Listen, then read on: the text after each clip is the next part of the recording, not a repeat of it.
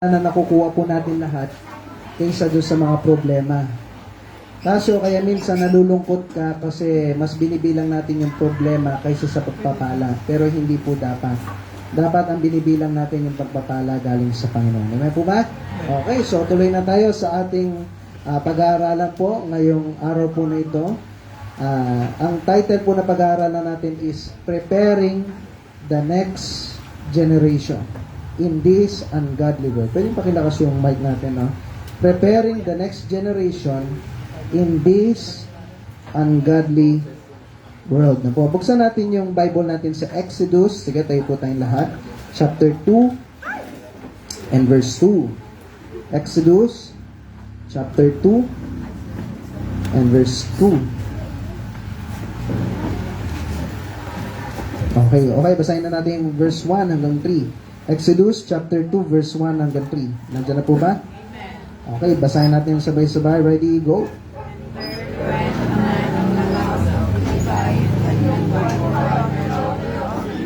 And the woman conceived and bare a son. And when she saw him that he was a virgin child, she hid him 3 months. And when she could no longer hide him, she bore him an heart of woman, and love him and put the child away. And she laid him in the flood by the river. Okay, pray tayo. Panginoon, salamat po sa binigay niyo po na pagkakataon na makapagturo ng inyong salita. Panginoon, tulungan niyo po ako. Please, Lord, nanghihina po ako. Pero sa tulong po ninyo, Lord, na magagawa ko po ito na maayos. At tulungan niyo po, Lord, na hawakan niyo po yung bibig ko, na masabi ko, Lord, yung tama sa inyo pong salita. Kasi ito po yung pinaka-importante sa lahat. Matutunan nila yung salita po ninyo, hindi yung mga salita ko. Kaya Panginoon, tulungan niyo po na yung meron pong aral na mapupulot po namin, na may dadagdag namin sa amin pong buhay Kristiyano. Kasi Lord, importante yung next generation na mga tao na matuturuan namin para po sila rin, Lord, ay maglilingkod ng tapat po sa inyo. Purihin po kayo sa lahat ng bagay po nito. Tulungan niyo po yung mga kami lahat na yung diablo, yung demonyo niya, gagawa lagi ng paraan para magbigay ng distraction sa bawat isa. Tulungan niyo po kami, Lord, kung iposas niyo po sila para po hindi po sila manggugulo, kung hindi po makakapag-focus yung bawat isa sa pakikinig ng iyong salita. Lahat ito'y dinadalain ko sa dakilang pangalan, sa pangalan ni Jesus. Amen. Okay, pwede na tayong makupo. So, ang pag-uusapan po natin is about yung next generation. No? Tandaan nyo, yung mundo natin, pasama na ng pasama. At tayo, bilang isang generation po ngayon, no? Mayroon pang next yan. Ano ba yung natututunan ng mga ibang tao? Na po. Okay, sabi niya dito, preparing the next generation in this ungodly world. Na kung saan, ano na ba yung natuturo natin sa mga kabataan ngayon? Ang nangyayari po kasi, yung tayo is, pag yung bata noon, pag matigas yung ulo ng ginagawa, tumigil ka na, mapapagwasan. Pero ngayon, ano? Pag ayaw tumigil, ano? Sabi yung gano'n, di ba? Ganun kagad. Kaya nga sabi daw ni Jose Rizal, di ba? Meron tayong picture dito. Ano sabi ni Jose Rizal? Pakibasa? Okay. Nakusaan yan yung naging dahilan bakit si Jose Rizal, sabi niya, kabataan daw yung pag-asa ng bayan. Pero kung titignan po natin, no? Gaano kaya katotoo yan? O paano kung yung kabataan, bulakbol? Siya ba yung pag-asa ng bayan? O kung tambay siya, puro barkada, rebelde, sumasagot sa mga magulang, siya ba yung pag-asa ng bayan? Tingnan niyo po. Siya po ba? Puro disco lang, libot, cellphone, inuutusan ng magulang, hindi sumusunod. Siya ba ang pag-asa ng bayan? Hindi, di ba? Kaya nga, palitan natin ng konti. Di ba? Sabi niya, pakibasa po.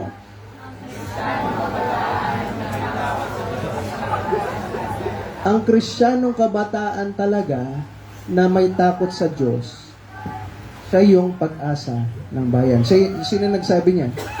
Si Di ba? Ako yung nagsabi. Hindi, papagising lang. Palitan mo na, pipicturean na niya. Di ba? Ang Kristiyanong kabataan. Huwag papagising lang kasi nantok na kayo. Ang Kristiyanong kabataan. Nakadayat pa po ko niyan. No po?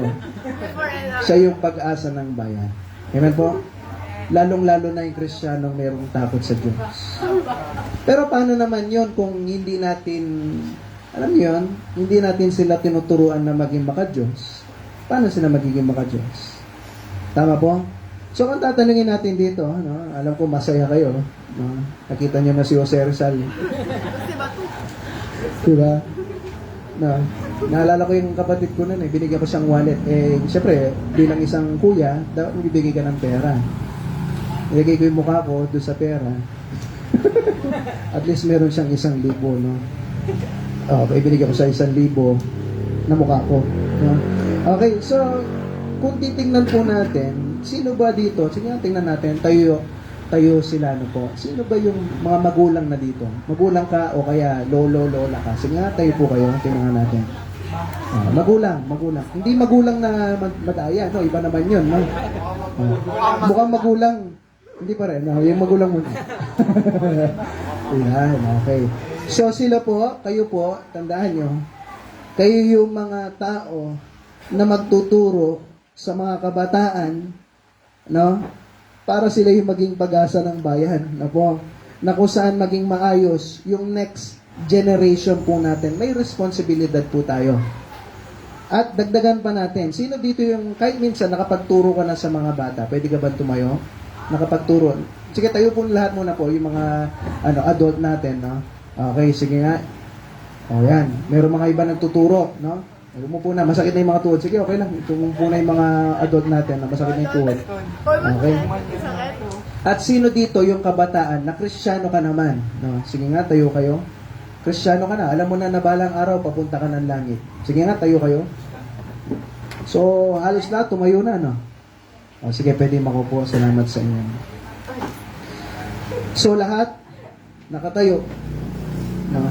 Ibig sabihin, yung bawat isa po dito, meron kang responsibilidad na kung saan tayo mismo turuan natin yung next generation na minsan kahit kabataan ka, yung kapwa kabataan mo, turuan nyo rin sila na tumayo sa tama, na maging maka-Diyos.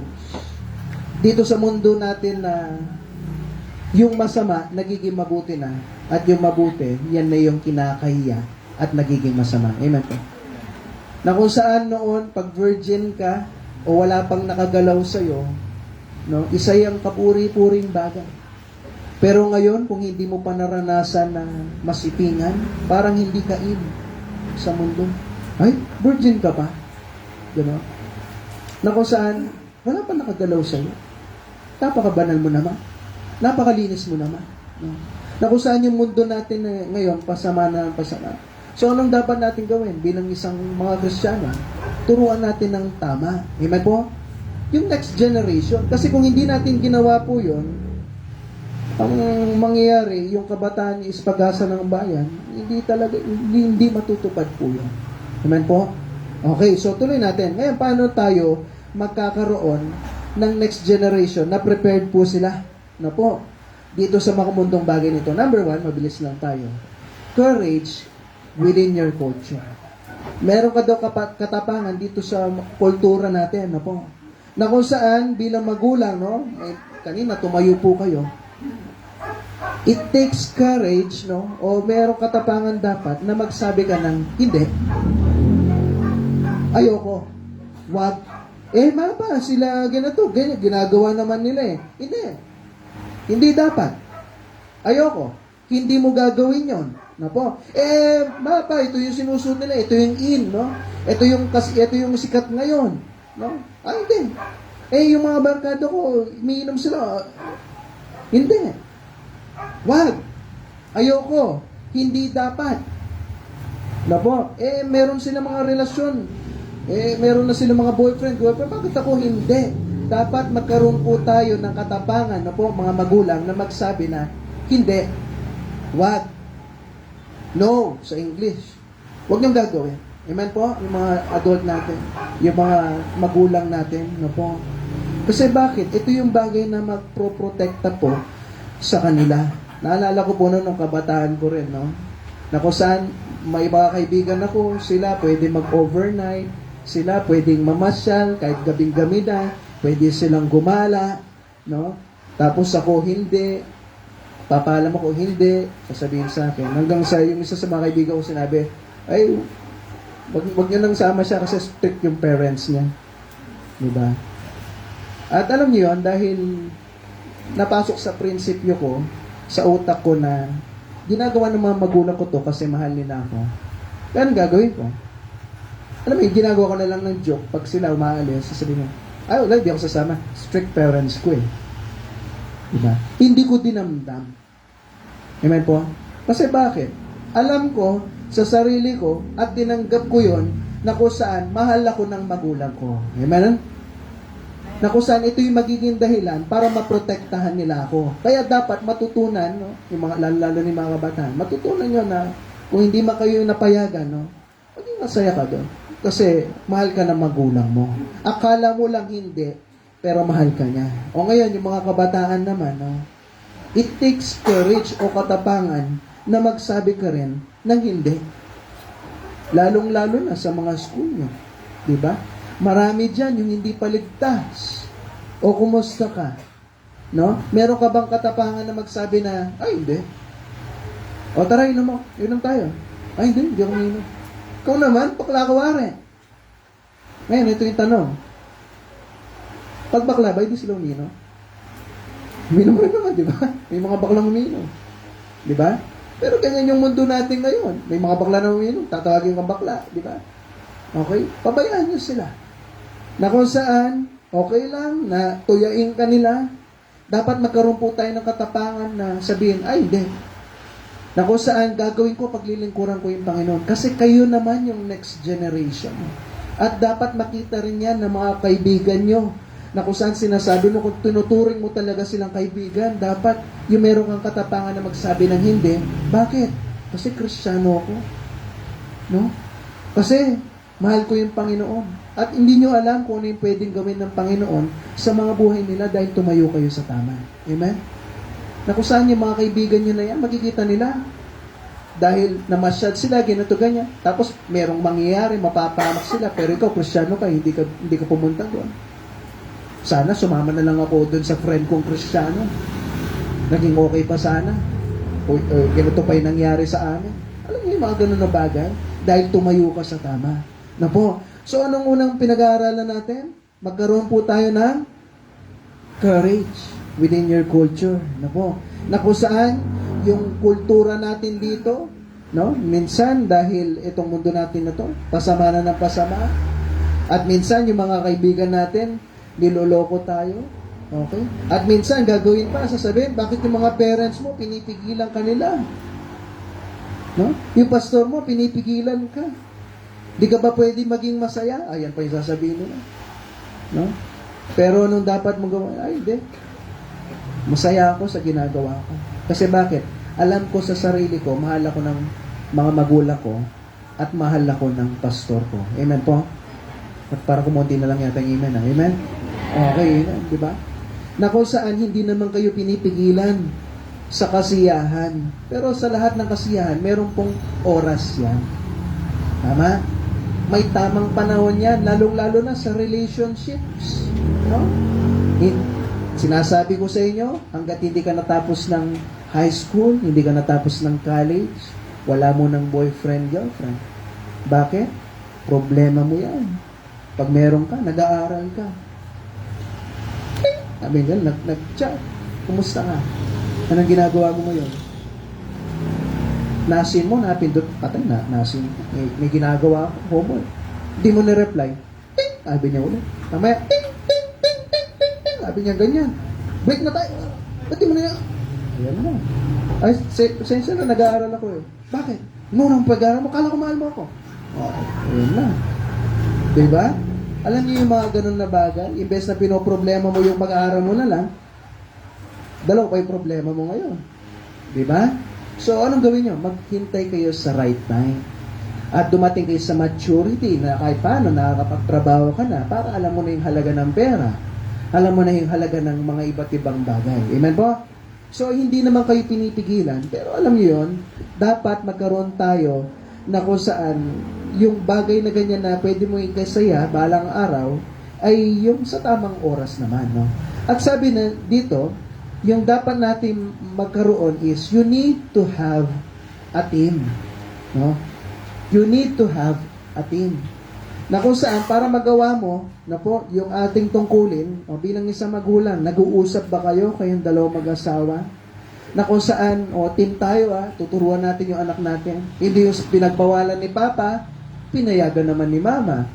Pinayagan ni Mama, hindi pinayagan ni Papa. Hindi man nag-uusap. O tapos bandang uli, magpapaalam kung sino yung mas nag-oo, dun siya magpapaalam.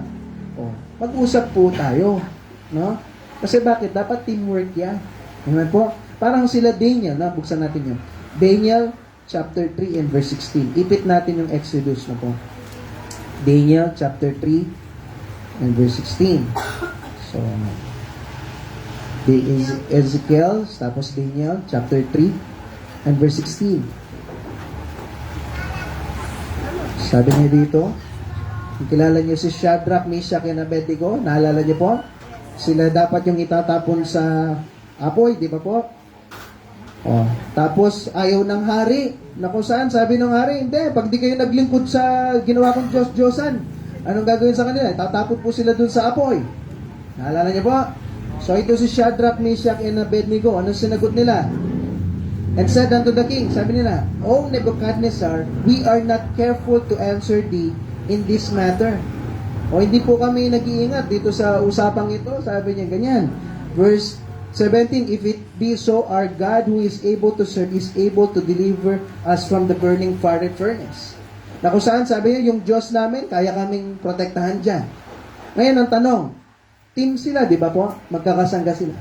Ngayon, ang tanong, nung kinakausap ba nila yung hari, si Shadrach, Meshach, and Abednego, imagine niyo, tatlo kami. Habang kinakausap ba nila yung hari, kasi silang tatlo daw yung nagsalita eh. Diba? Answered them, di ba? So sila. Habang sila tatlo ba, nagsasabi, okay, sige, handa na kayo? Okay, 1, 2, 3. O Nebuchadnezzar, sabay-sabay sila na, we are not careful, na-memorize nyo, yung linya nyo, we to answer, hindi, di ba? Naniniwala ko siguro, isa lang yung nagsalita dyan, kaysa sabay-sabay sila. May memorize pa silang linya, di ba? May memorize pa silang salita, wala. Merong isa nagsalita, at yung dalawa, nag-agree dun sa sinasabi. Amen po? Bakit? Kasi team sila. Ngayon tayo, bilang isang Kristiyano, gusto mo na maging maayos yung buhay ng mga anak mo. Gusto mo maging maayos yung buhay ng mga kaklase nyo, yung mga kaibigan nyo, yung mga pamangkin nyo, mga apo nyo. Di ba po? So, dapat teamwork tayo. Meron tayong mom and dad. Merong church. May pastor na nagtuturo po sa kanila. Ako po yun. Na po. Ngayon, tinuturuan po namin sila. Nag-i-spend time kami sa mga anak nyo. Kumusta ba? Habang tinuturuan ba namin sila? At sinabi nila, ito yung natutunan namin. Isa ka ba sa mga kamukha ng mga kakilala ko, na mga tatay noon? Na kung saan, pag sinabi ni Pastor, ay hindi. O naman, ano lang yun? Masyadong maging sa church. Di ba? Ay, hindi kami sasayaw. Ikaw naman, sayaw lang naman. Dami pang usapan. Apo? Ay, gagawin ko yung ganito ganyan. Ikaw naman, yung sinasabi ni Pastor, medyo naman, masyado ka namang banal. Di ba po? So, wag po tayo maging gano'n. No? Huwag niyo pong kinukontra kasi magkakasama po tayo. Gusto niyo po ba na maingatan yung kabataan po natin? Amen po? So, wag po natin kontrahin yung isa't isa. Amen? Gawin natin yung the best natin na kung saan magtulungan po tayo. Ano pa po? Kailangan natin ng team o sa school. No? Minsan na nangyayari, pag meron nagawa doon sa school, sinusumbong niya yung teacher niya. Tignan niyo po mabuti kung yung teacher niya nga talaga yung nagkamali o siya mismo. Naalala ko po noon, meron doon sa school, Christian school po yun. Sinumbong, may nangyari sa school, nagalit yung magulang, punta ka agad doon sa teacher. Sabi ng anak ko, ganito, ganyan, ganyan, dami yung sinabi. Tapos, hindi po, ganito po talaga yung totoong nangyari. Sabi, bakit? Sa tingin mo, sinungaling anak ko? Sumagot yung teacher, nainis na eh. Bakit sa tingin niyo po, sinungaling ako? O nga naman, no? Nakuha niyo po? Na kung saan dapat magkakasangga tayo. Kung nakita niyo naman na tama rin si teacher, huwag nating kalabanin rin si teacher. Bakit? Kasi tuturuan po natin yung mga anak natin na makinig kayo sa teacher niyo, tapos tayo naman mismo, hindi naman tayo nakikinig. Ganyan po? So, tulungan po siya. Okay? Meron tayong team. At next, ano kailangan po? Kailangan po rin ng truth. Katotohanan. Na po? Na kung saan, tayo ba, sa mga anak po natin, no? O kaya tayo yung mga young people, tinuturuan niyo ba ng katotohanan yung next generation natin?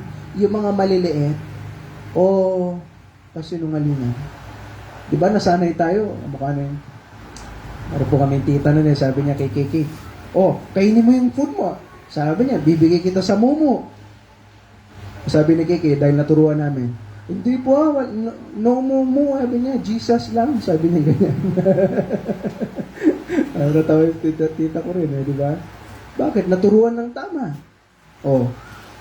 Dahil ayaw mo lang gusto lang po natin na masunod kung ano yung sinasabi natin sa kanila, yung mga bata, no? Sige, kainin mo yan, bibili kitang Jollibee. Nakain niya, binili mo ba siya ng Jollibee? Dapat maging totoo po tayo. Amen po? Sa sinasabi natin.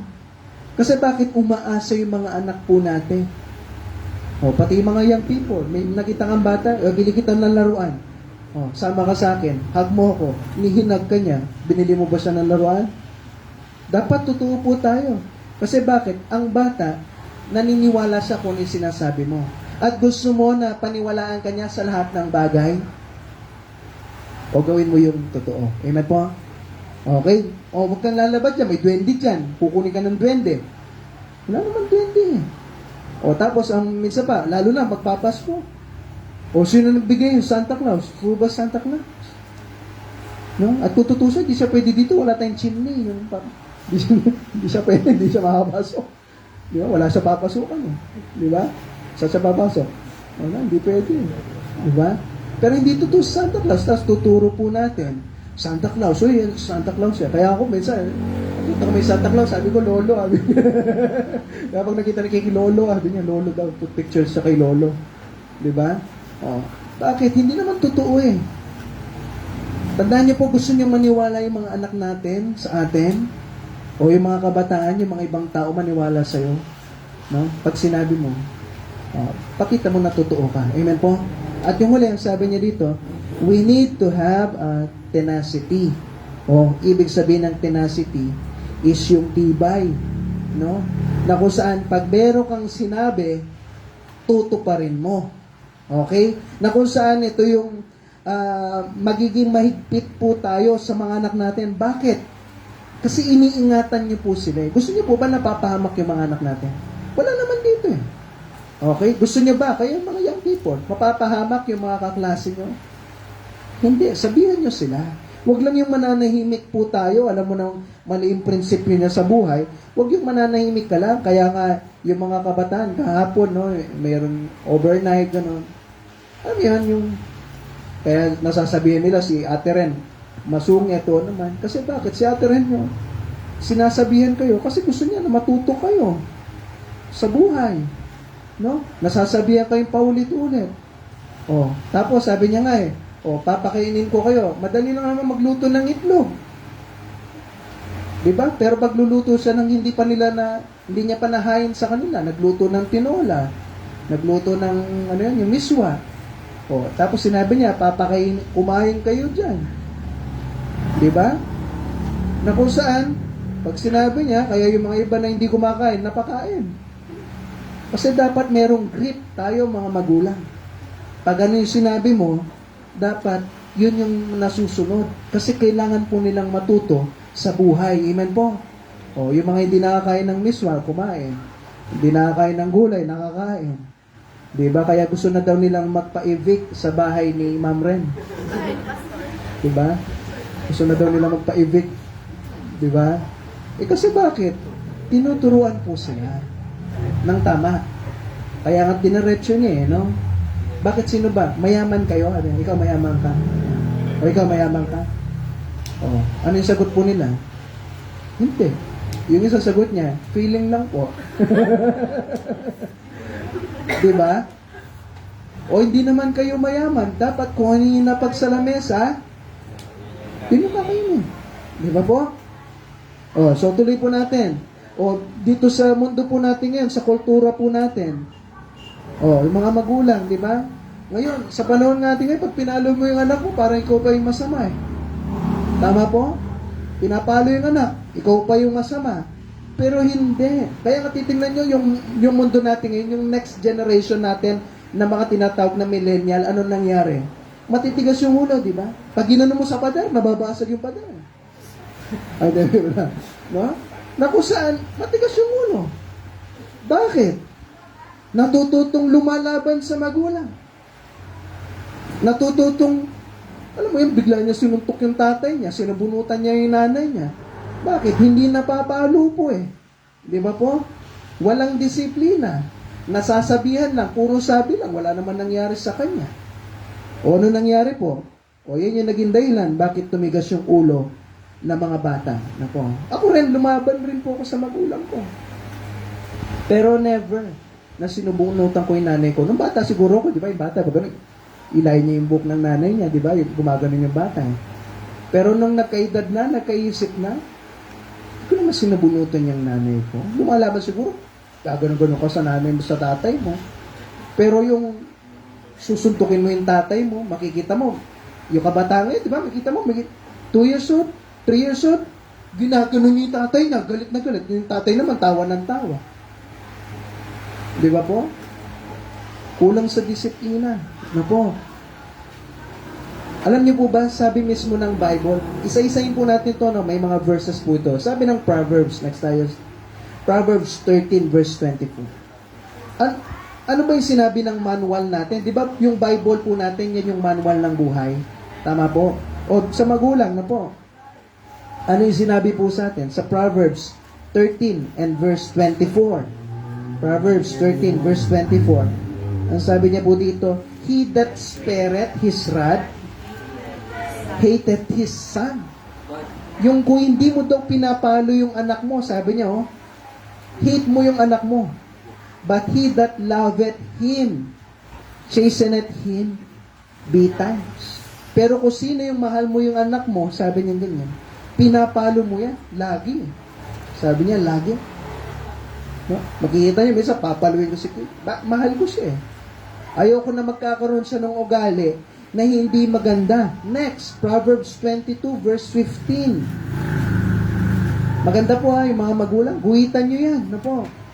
Para makita nyo na hindi, yung tinuturo ko, hindi lang basta-basta. Palo po hindi sabunot hindi bugbog. Magkaiba po yan Papaluin yung anak. Hindi nyo bubugbugin. Hindi nyo tatadyakin. Hindi nyo sasabunutan. Hindi nyo sasampalin. Na po.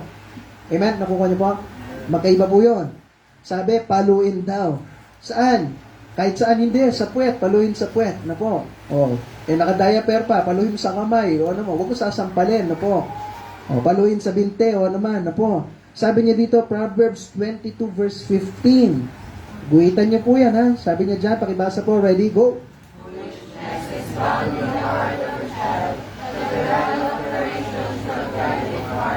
Ang sabi niya po, foolishness o yung kamangmangan nasa puso daw ng isang bata. Pero anong sabi po? Rod of correction. Pag pinalo mo yan, malalayo siya sa kamangmangan. Amen po? O palo, hindi sigawan, hindi yung puro sabi lang na, huwag mong gagawin niya, puro bawal lang, bawal, paulit-ulit na bawal. Palo, sabi ng Bible. Next, Proverbs 19 and verse 18. Proverbs 19 and verse 18. Nandiyan na po ba? Proverbs 19 verse 18. Nalaktawan po yung 29. Ay, 29. Sige po. 29 verse 15. Sorry po, naduling. 29 and verse 15. Okay, sige, maganda. Mabasa natin lahat. Salamat po. Okay, nandiyan na po ba? Pakibasa po. Ready, go.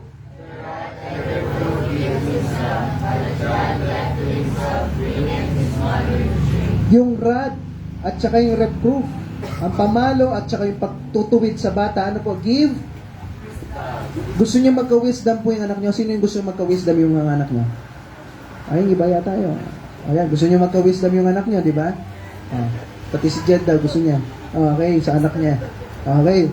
So, sabi niya dito, yung rod at saka yung reproof, magbibigay ng wisdom sa bata. No? Pero yung isang bata, na iniwan daw sa sarili niya, yung pinapabayaan lang, puro bawal lang, bawal. Anong sabi po? Bring it. Mapapahiya ka bilang nanay. No? Tigas-tigas ang ulo ng anak mo. Makikita ng ibang tao, matigas yung ulo ng anak mo.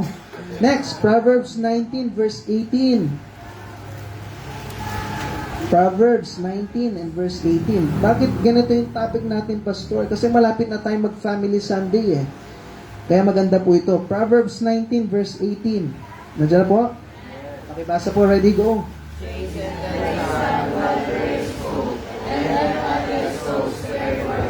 Baluin daw habang maaga pa, habang may pag-asa pa yung mga anak natin, na po. At wag ka daw, yung pag nakita mong umiiyak siya, huwag kang maawa. No? Alam mo yan, nakakaawa nga naman eh. Kikita ko yan ako, nakakaawa. Sino bang gustong sinasaktan mo yung anak mo, di ba? Nakakaawa. Pero sabi ng Bible, hindi, maging matatag tayo, magkaroon ka ng tenacity. Magkaroon ka ng grit.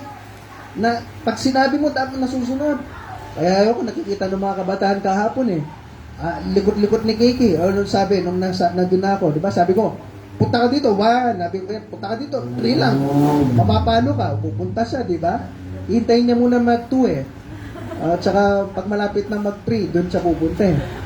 Di ba? Pero pupunta siya. Bakit? Alam niya, mapapalo siya sa akin eh. Di ba po? Pero, natututo siya. Okay po? Tuloy natin.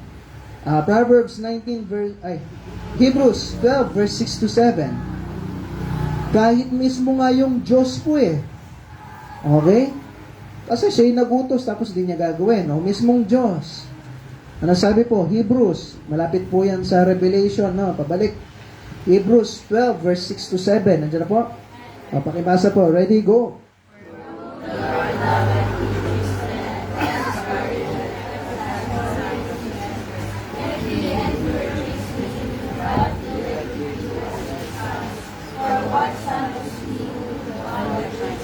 Pakabasa natin na po, verse 6, sabi niya, kung sino do'y mahal ng Panginoon, He chasteneth, pinapalo niya. No po? At sabi niya, scourgeth every son. Scourgeth nga, parang ano yan eh, parang latigo yan eh. Na kung saan, kung sino do'y yung mga anak niya, ganun do'y yung ginagawa niya. Bakit? Sabi niya dito, verse 7, if ye endure chastening, o ikaw, nararanasan mo yung pagpapalo. Bakit? Kasi yung Panginoon, yung Diyos, tinatrato ka niya bilang son, bilang isang anak. Kasi bakit? Sabi niya, for what son is he whom the Father chasteneth not? Kasi anong klaseng anak ka kung hindi ka pinapalo ng tatay mo o ng nanay mo? Tuloy natin, verse 8. But if ye be without chastisement, pag hindi ka daw napalo, whereof all are partakers, then are ye bastards and not sons. Pag hindi ka napalo, kaya ngayon tunay na Kristiyano, pag may ginawa ka, mapapalo ka. Isa yung katotohanan ng buhay. Kaya nga pag gumawa ka ng mali, hindi ka napalo, mag-isip-isip ka. Pakakala mo, tinanggap mo si Kristo bilang tagapagligtas mo. Kala mo lang pala yun, kasi hindi ka pinapalo ng Diyos, parang wala nangyari. Uminom ka, okay, ginawa mo yung gusto mo, tapos walang palo galing sa Diyos, mag-isip-isip ka, baka hindi ka anak ng Diyos. Baka hindi ka balang araw, langit. Baka may impyerno ka. Kasi bakit? Yung Diyos, pag anak ka niya, papaluin ka niya. Amen po. Kasi tayo nga mismo, pinapalo niyo ba hindi niyo anak? Nakita niyo yung isang bata, makulit. Kulit-kulit mo. Tapos titingin siya sa'yo, tataka siya kung sino ka. Tapos bigla mo siyang pinalo. Pwede ba yun? Hindi. Kung hindi anak, di pinapalo. So ngayon ang tanong, ito po apakapakinggan niyo. Kung yung Diyos sinabi niya mamalo, at yung Diyos mismo na mamalo, tapos ikaw bilang magulang, hindi ka namamalo. Ano yun? Mas magaling ka kaysa sa Diyos? Amen po? Mas magaling ka ba kaysa sa Diyos? O tapos ito ngayon, balang araw, namomoblema ka. Pastor, tigas-tigas ng ulo ng anak ko. naging kasalanan din po natin eh. Hindi mo sinunod kung ano yung sinabi ng Panginoon. Hindi mo sinunod kung ano yung manual na sinasabi ng Bible. May galit na yata po sa akin? Wala pa naman, no? Okay. Sundin po natin ang sinasabi ng, malapit na.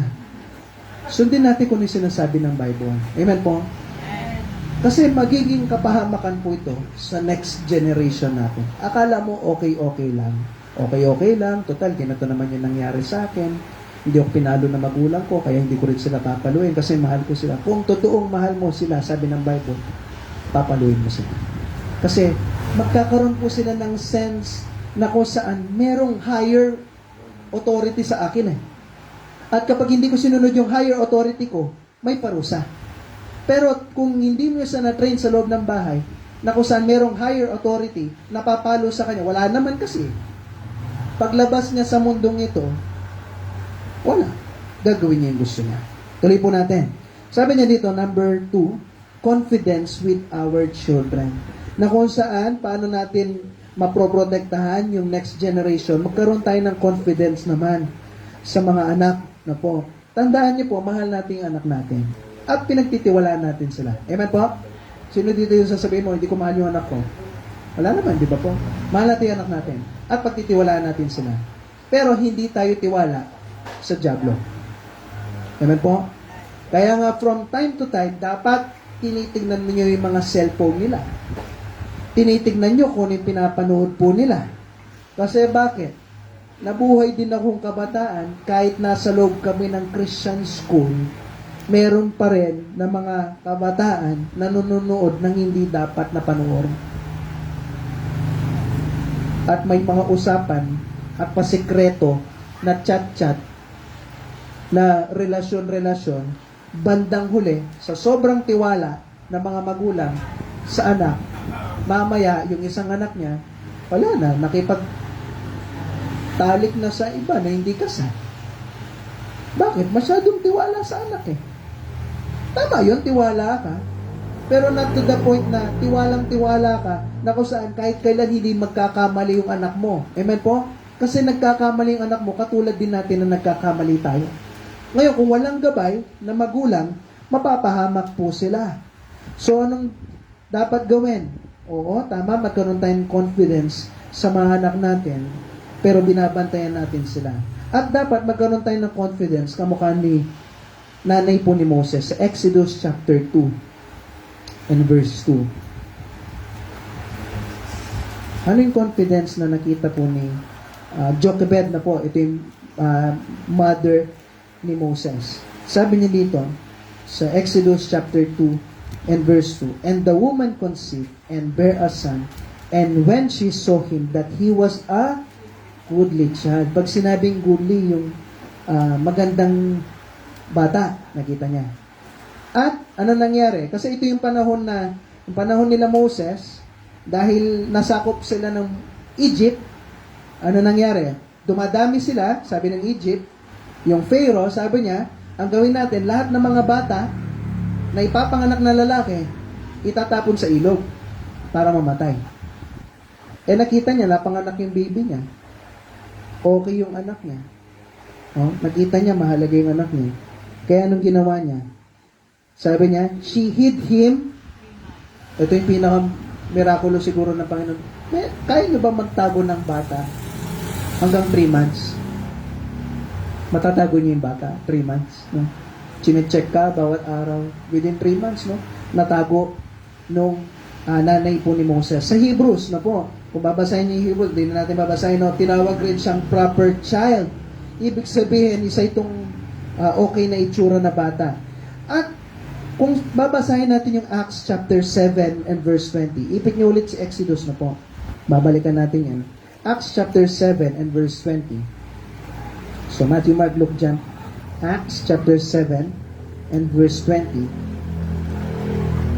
Ang sabi niya po dito, Acts chapter 7 and verse 20, sabi niya, "In which time Moses was born and was exceeding fair." No? Pag sinabing fair, maganda, good looking. No po. Pero kung babasahin niyo po yan sa Greek word na po, yan yung Greek word niya, kayo nang balang magbasa. Pero sa salitang theo, no po, which literally means to God or before God, so ibig sabihin, kung tatranslate mo siya, si Moses daw ay isang, na po, beautiful to God, exceeding fair in the sight of God. Mahalaga siya, no, o may special favor siya sa mata ng Diyos. Tayo ba bilang magulang na po, nakikita mo pa ba yung anak mo na teenager na mahalaga siya sa mata ng Diyos? Minsan meron po kami nabisita, no? Ako nandun si step nun eh. Sabi niya, di ko nga alam, bakit yung anak ko, bobo yan, pero nakapasa, gano'n. Yung parang walang kahit anong confidence sa anak mo. Mahina yung utak niyan, pastor eh. Alam ko si step yata kasama natin. Hindi ko alam kung sino kasama natin. Mahina yung utak niya, pero nagulat nga ako, nakapasa dyan sa college eh. Alam niyo yun? Wala mo kahit paano confidence. Tayo ba bilang magulang, napapakita mo ba sa mga anak mo na tiwala ka sa kanya? Nakusahan, alam mo anak, naniniwala ko may plano yung Diyos sa'yo, sa buhay mo. No? Napapakita ba natin sa mga anak po natin yun? Kaya merong isang preacher, yung sa pastor, nagsabi, yung nanay niya daw noong 1956, matagal na panahon na, nabuntis yung nanay niya. At tapos kinuwento ng nanay niya sa kanya. Kasi mag-aaral siya sa Bible College. Alam mo yun, yung parang feeling niya, ang layo-layo niya sa Panginoon. Yung sira yung buhay niya. Tapos mag-aaral siya sa Bible College. Mamaya, bago siya umalis, kinausap siya ng nanay niya. Alam mo na, noon nung ipapanganak kita, religyoso kong tao noon, katoliko pa ako noon. Pero ito yung nangyari, no? Naniniwala ko ito yung nangyari. Habang nakahiga ako, may nakita akong anghel. At sabi niya, itong anghel na ito, nakita ko nandun sa kabilang kamay. Sinabihan niya ako, sabi niya, yung anak mong lalaki, mamumuhay para sa Diyos. Yung anak mong lalaki, mamumuhay para sa Diyos. At alam mo, sabi niya, kinausap niya yung anak niya, naniniwala ako, ikaw na anak ko, mamumuhay ka para sa Diyos. Sabi ng preacher nito, hindi ko alam kung ano nangyari sa nanay ko noon, kung dahil ba sa anesthesia yon o ano man. Pero sabi niya, alam niyo po, sabi niya, hindi ako matalino, wala akong kahit anong talento, pero naniniwala ko gagamitin ako ng Diyos. Yun yung naging dahilan, trigger point ng buhay ko, na alam ko sa sarili ko, gagamitin ako ng Diyos. Bakit? Kasi meron akong nanay na nagdiin sa akin noon at nagtitiwala sa akin na may confidence na ikaw anak, naniniwala ko at proud ako, naniniwala ko gagamitin ka ng Diyos. Ganun ba tayo? O puro na lang negative yung sinasabi natin sa mga anak natin. Alam mo yan, pastor, tamad yan. Walang ginagawa yan sa bahay, ganito, ganyan. O, katotohanan na yun ang buhay, pero hanggang doon na lang ba? No? Yun na lang ba yung sinasabi natin sa mga anak natin? Proud ba tayo na kung saan naniniwala ka sa sarili mo? Oo, kahit ganyan siya, may ugali siyang ganyan, no?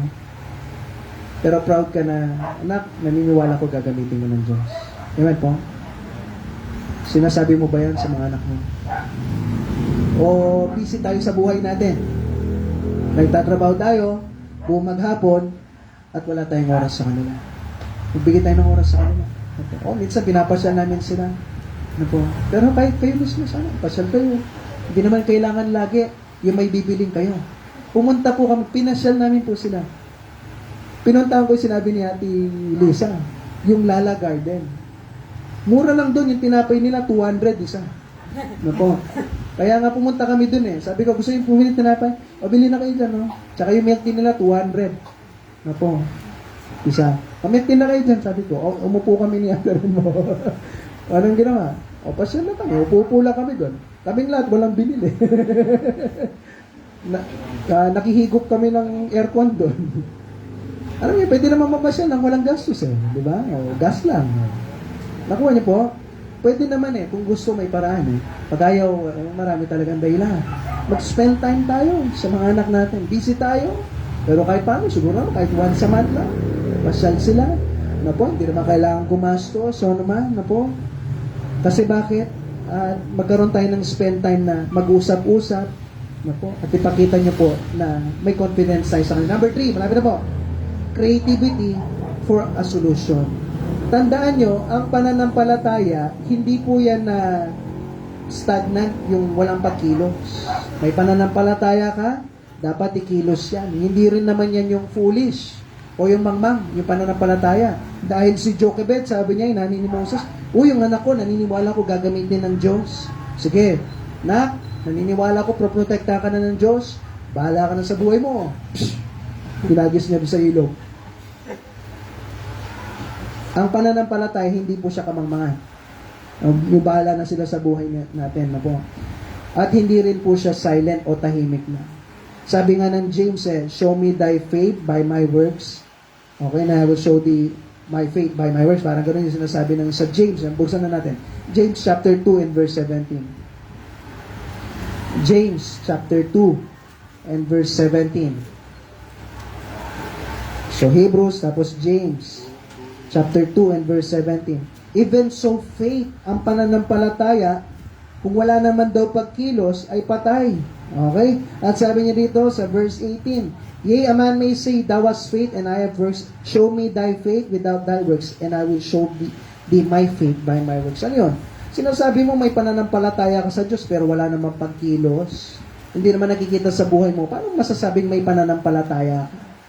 Sabi mo, Pastor, may pananampalataya ako sa Panginoon, pro-provide niya yung mga pangangailangan namin. Hindi ka naman kumikilos para ma-provide. Paano ma-provide? Pastor, may pananampalataya ako na sa Panginoon, na kaya niyang tuparin to, ganyan. Ano mo yun? Na kung saan, kikilos yung Panginoon sa buhay ng mga anak ko, tapos di mo naman sila tinuturuan. Ay pagkilos din, na po. So, anong pagkilos na pwedeng gawin natin? Na magkaroon tayo ng strategy, no? Number 1, basahin ko lang po itong 7 na ito, na po. Tapos na tayo. Godly good memories at the church. Pag mag-church ba, excited ko na. Pinapakita mo ba sa mga anak mo, excited ako. No? Na mag-enjoy tayo ulit sa church. O meron tayong mga fellowship, ay, ready na tayo, mag-enjoy na naman tayo. Na kung saan, punuin daw natin yung mga anak natin na mga memories na masaya na naglilingkod sa Diyos. Kasi bakit? Tandaan nyo, si Moses, nilagay siya sa basket, tama? At yung basket na yun, sinelyado. Diba? Yung nakita niyo yung picture kanina, pakita nga natin yung picture kanina. Sinelyado yung basket na yun para hindi papasok yung tubig. At yung nanay niya, diba, nilagay siya sa basket. Kasi bakit? Itatakas si Moses, diba? Kasi papatayin siya, lumalaki na siya, hindi na siya matatago. So, ano mangyari? Gumawa ang basket, nilagyan ng pitch yan o yung sa loob na kung saan para hindi papasok yung tubig. Tayo, tandaan niyo po, ito yung tanong. Si Moses ba dumating sa punto na nalagay siya sa tubig? Sa ilog? Nalagay siya, di ba? Kahit anong gawin ng nanay niya, kahit anong pagtatago ng nanay niya, dumating pa rin sa punto na kailangan mahiwalay siya sa anak niya. Kasi mahuhuli po sila eh. Tama po?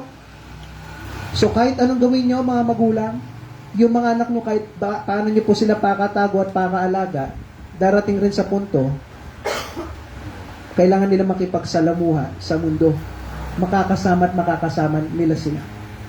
Mag-aaral yan sa labas. Mga kaklase niya, iba yung prinsipyo. Minsan may makabastusan pa.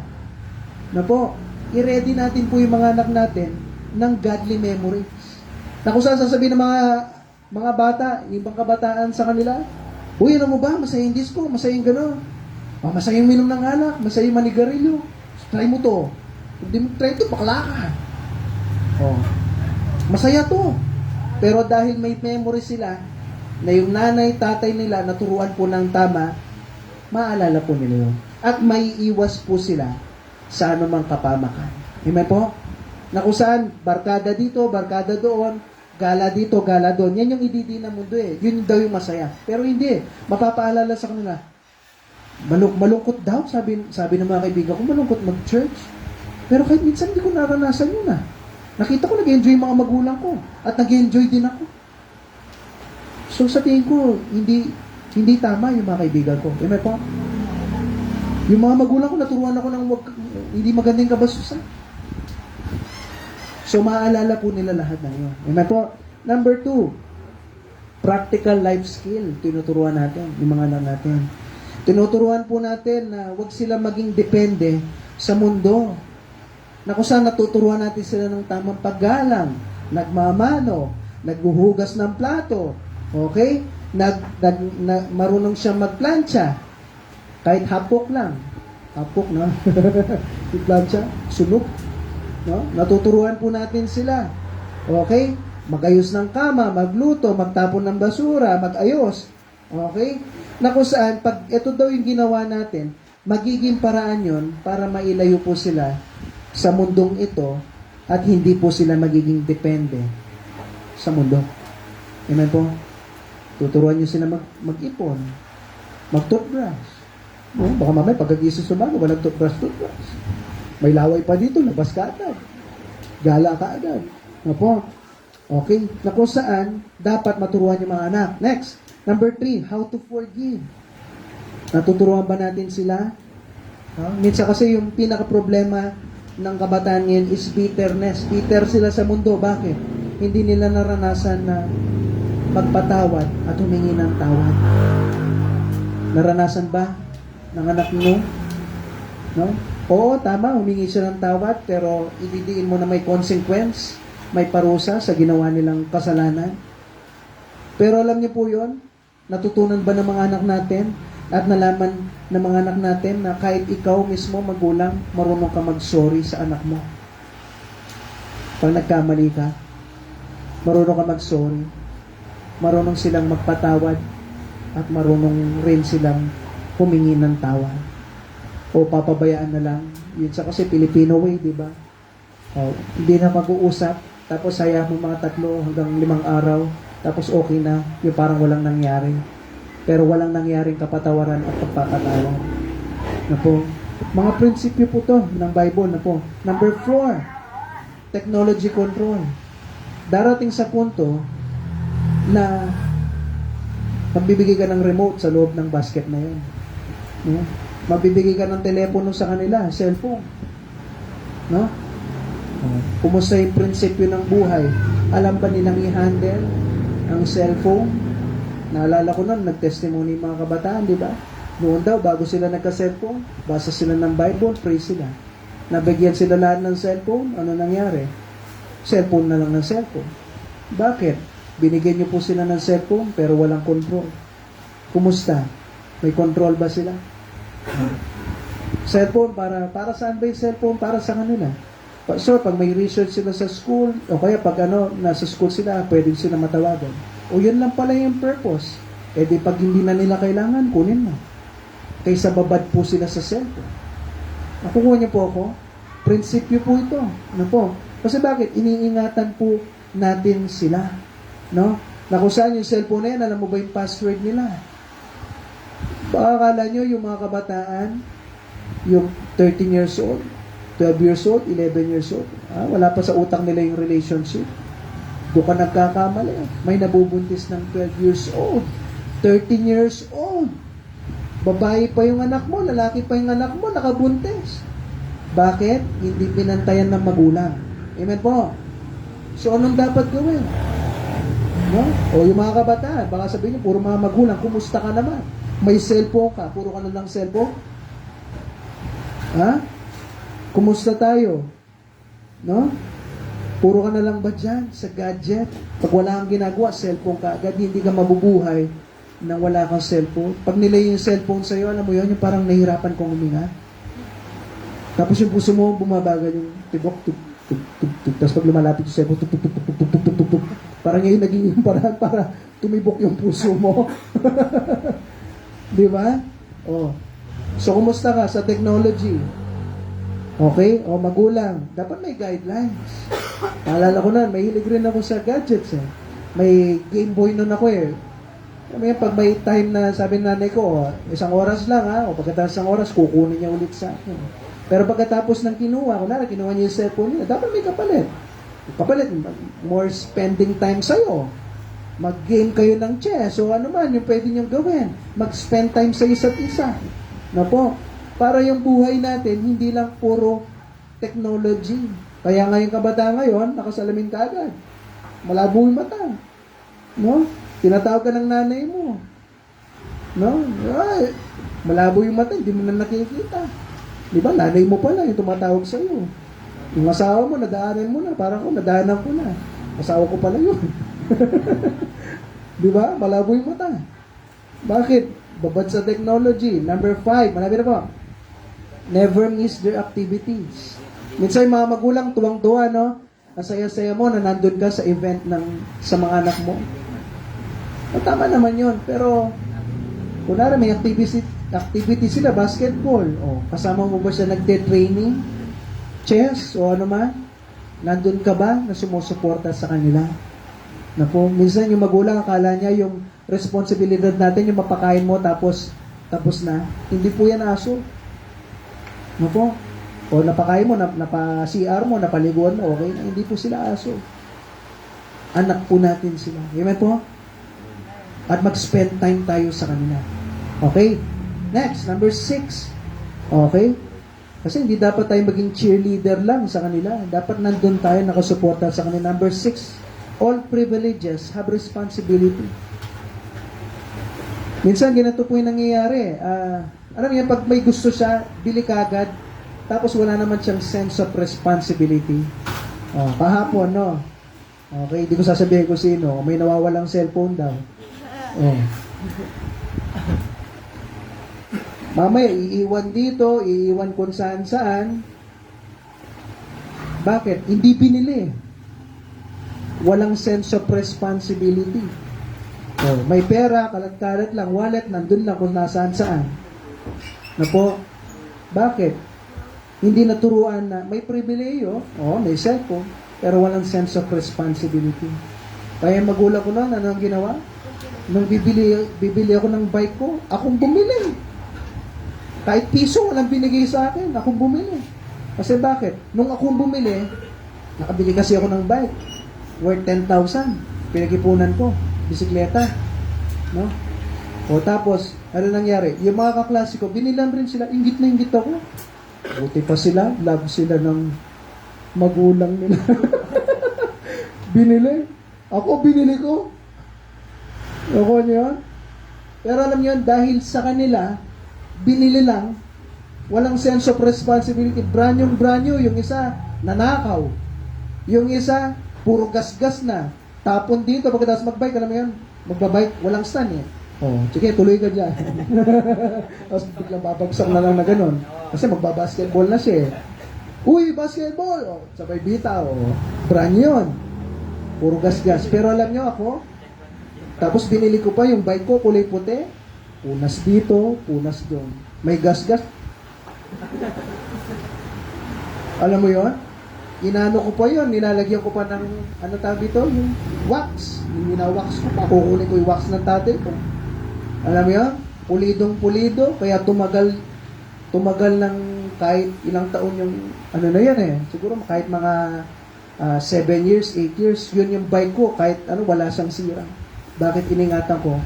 Kasi may sense of responsibility na naturo sa akin. O yung mga, nagkaroon ako cellphone, binili ko din. No? Ako rin mismo, sabi ng nanay ko, pag nag-graduate ka, bili kita ng cellphone. Binili niya, may amount pala. Kulang yung amount, dadagdagan ko pa. At dahil dinagdagan ko, iniingatan ko. Pag binili ng cellphone kabataan, bili mo ako cellphone. Tapos mamaya, na gano'n. Saan-saan napapadpat. Di ba?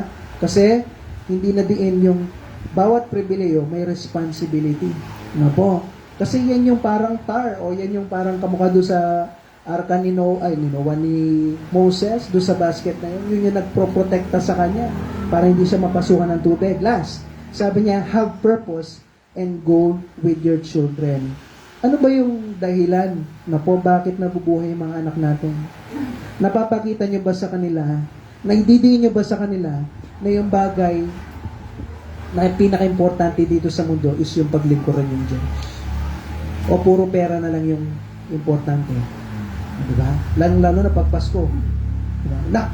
Mano ka doon. Mayaman yan. Mayaman si tita na yan. Tito na yan. Diba? Galing abroad yan. Sige, yun pa. Bless ka, bless. Diba? Yung nagiging importante, pera na lang. Ano po? Naturo ba natin na yung purpose ng mga anak natin, yung goal ng mga anak natin is paglingkuran yung Diyos? Matutuwa ka ba pag yung anak mo, Ma, pa, gusto ko mag-Bible school? Gusto ko maglingkod sa Diyos? Nakausap ko si Kuya Dennis, natuwa ko sa sagot niya. Sabi niya, yun yung dahilan bakit namin sila pinapakaya na makapaglingkod sila sa Panginoon. Bakit namin sila inaalagaan? Makapaglingkod sila sa Diyos. Tandaan niyo po, pag yung Diyos pinaglingkuran ng mga anak niyo, kahit kailan hindi sasayangin ng Diyos yung mga buhay nila. Amen po? At yung huli, commitment to God. Ito na po yung huli. Commitment to God. Si Jochebed, no, nanay ni Moses, dumating sa punto na iniwan niya si Moses. Binitawan niya at pinabayaan niya si Moses na lumutang-lutang dun sa ilog. Tama po? At umuwi si Jochebed. Hindi niya binantayan. Sino nagbantay? Hindi. Sino nagbantay? Yung kapatid niya. Sino yung kapatid niya? Yung babae. si Miriam. No? Yung babae. Okay? Binantayan siya ni Miriam. Anong pinupunto dito? Darating sa punto, mga magulang, bibitaw ka. Kaya nga nire-ready niyo po sila. Kasi dadatnan nila ang mundo. Papasok po sila dyan. Kaya dapat nire-ready niyo yung arka na kung saan masisecure siya doon. Na po, kumusta? Meron ba siyang godly memories? Okay? Tinuruan mo siyang practical life skill? O, tinuruan niyo siya pagpatawad, technology control? Okay? Ikaw, iniingatan niyo po sila. Bawal activity, nandun ka.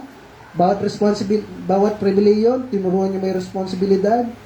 O, may goal sila sa buhay nila. Tinuruan ba natin sila? At the end of the day, darating sa punto, bibitawan mo. Kailangan mong bitawan mo. At kung binitawan niyo yung mga anak nyo at naglingkod sa Diyos, tandaan nyo, yung Diyos hindi niya sasayangin yung buhay niya. Amen po? Mas okay pa nga sila dun eh. Akala mo lang di sila okay.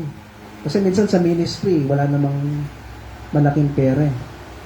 Pero alam mo yun, kahit walang malaking pera, marami namang blessing sa paglilingkod. Ganitong bagay, kayo, blessing kayo sa akin. No? Di ako makatayo kanina, sakit, titiisin mo. Habang natuturo ko ngayon, masakit, tinitiis ko, pero okay lang, blessing to. Makapaglingkod po ko sa inyo.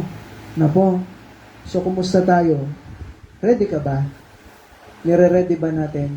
Pine-prepare ba natin yung kabataan sa next generation?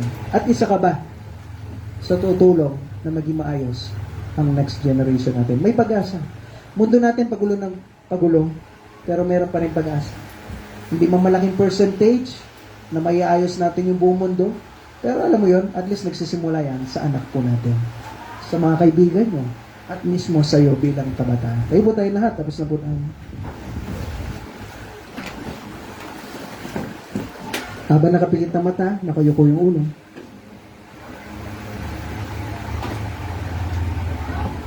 Habang pinapatugtog yung ating invitation song, kumusta po tayo bilang magulang? Ginagawa ba natin yung dapat? Na tinuturo natin sa mga anak natin yung tamang prinsipyo? Tandaan niyo po, team po tayo ha. Hindi ko kayo kalaban. Sana kung ano yung tinuturo po ng salita ng Panginoon, huwag niyo pong kukontrahin.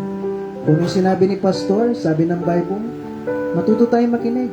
Ang pinaka-manual naman natin, kung nakita nyo na itinuro ko, iba sa Bible, o yun doon. Kontrahin niyo po ako bilang pastor. Kasi mali na po yung tinuturo ko. Pero kung yung tinuturo ko sa mga anak nyo, at sa inyo mismo, nakita niyo naman mismo sa Bible, matuto po natin sundin. Kasi po, kawawa po yung mga anak natin pag hindi po natin susundin to.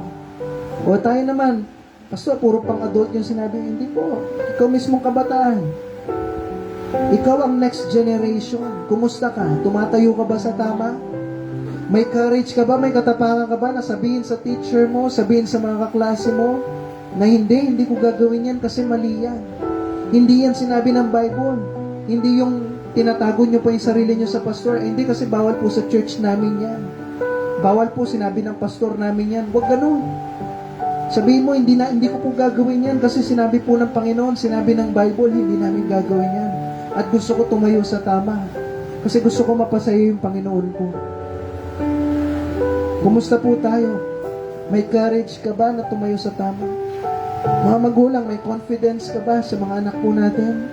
Na proud ka, na naniniwala ka, na dinidiin mo sa kanila.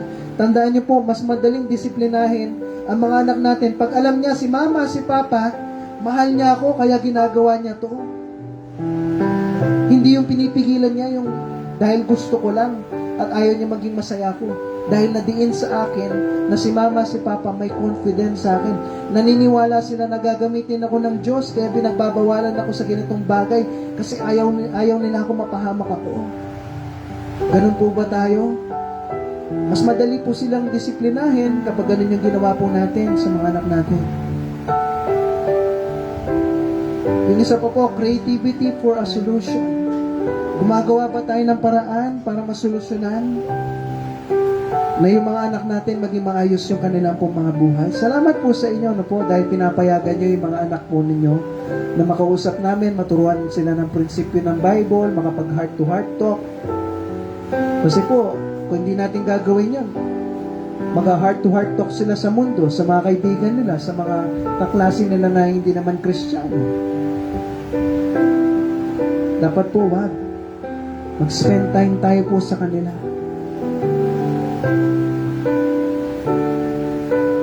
At yung huli, commitment to God. Binibigay mo ba sila sa Panginoon? Lord, kayo na pong bahala sa mga anak ko. Tuturuan ko silang tamang prinsipyo ng Bible, tuturuan sila ni Pastor ng tamang prinsipyo, kaya Panginoon, protektahan niyo po yung anak ko, yung mga anak ko, na maging maayos yung buhay po nila. Pastor, huli na lahat, matatanda na lahat ng mga anak ko, hindi pa po huli lahat, hanggang may buhay, may pag-asa. Hindi mo man sila mapalo, pero masabihan niyo sila ng mga iba't ibang prinsipyo. Minsan parang hindi sila nakikinig, pero okay lang. Tuloy-tuloy lang po kayo. Soon, maintindihan rin po nila bakit ko po ginagawa yun. At sabihin nyo rin po sa kanila, idiin nyo, anak, alam mo kaya sinasabihan kita kasi mahal kita. Minsan kasi mga magulang nangyayari, puro lang sabi, wala namang explanation. Explain mo bakit, ba't nyo po sila sinasabihan? Sabihin niya, mahal nyo po sila. Minsan, ang hirap-hirap sabihin na mahal po sila. Anak, mahal kita.